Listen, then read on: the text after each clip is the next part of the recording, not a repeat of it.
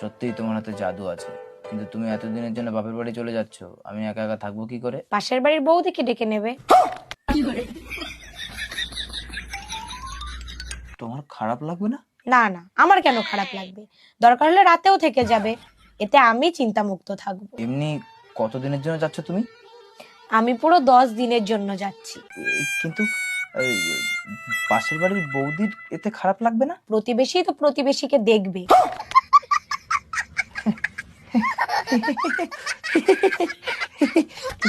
তুমি এক কাজ করো, তাড়াতাড়ি বৌদিকে ফোন করে বলে দাও। না না মা, এবার আমি আর কোনো রকম বাহানা বানাবো না। এবার গেলে তোমার জামাইকে আমি সাথে নিয়েই তাই যাব। আচ্ছা মা, রাখলাম তাহলে, পরে কথা হবে।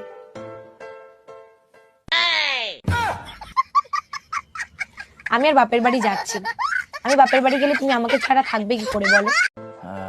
সত্যি